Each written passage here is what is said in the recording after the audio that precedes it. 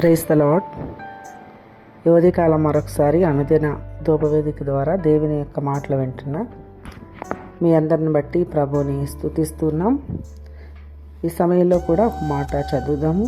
యెషయా గ్రంథం 30 అధ్యాయం 18వ వచనాన్ని చదువుదాం.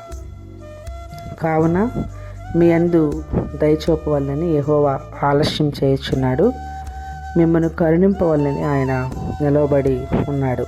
దేవునికి మహిమ కలుగును గాక. ఈ ఉదయకాలం దేవుని మాటను మనం ఆలోచన చేసినప్పుడు దేవుడు దయచూపే దేవుడు, అలాగే ప్రభు మనల్ని కరుణించే దేవుడు, మనల్ని మన యందు ఆయన జాలి చూపే దేవుడు.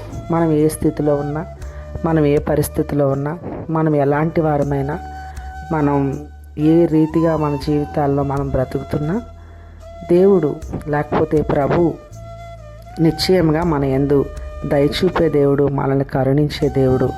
కాబట్టి ఉదయకాలం ఈ మాటలు వింటున్న మీ జీవితాల్లో ఒకవేళ దేవుని కరుణ కావాలని, దేవుని దయ పొందాలని ఒకవేళ మీరు ఆశపడుతూ ఉన్నారేమో, నిశ్చయంగా ప్రభు మీ జీవితాల్లో దయ చూపించే దేవుడు, మిమ్మల్ని కరుణించి, మిమ్మల్ని నడిపించి, మిమ్మల్ని కాపాడి, మిమ్మల్ని భద్రపరిచి, మీ పక్షంగా ఉండి మేలు చేసే దేవుడు.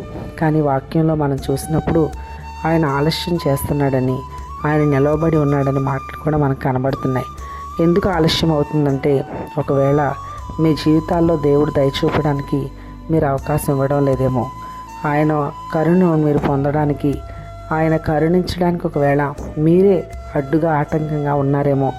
కాబట్టి ఉదయకాలం ఒకసారి దేవుడు దయ చూపించడానికి మీ జీవితాల్లో అడ్డు ఏదైతే ఉందో, ఏదైతే దేవుని దయ రాకుండా మీ జీవితాల్లో ఆటంకపరుస్తుందో అవన్నిటిని కూడా మీరు విడిచిపెట్టి ప్రభు వైపు ఒకవేళ మీరు మరలగలిగితే, ప్రభు తట్టు మీరు తిరగగలిగితే, నిశ్చయముగా మీ జీవితాల్లో అది ఏ పరిస్థితి అయినా, అది ఏ సమస్య అయినా, అది ఏ బాధ అయినా, ఏ వ్యాధి అయినా, ఎలాంటి ఒకవేళ హింస అయినా, కరువైనా, ఉపద్రవమైనా, నిశ్చయంగా ప్రభు మీ పక్షంగా ఉండి మిమ్మల్ని కరుణిస్తాడు, దయ చూపిస్తాడు.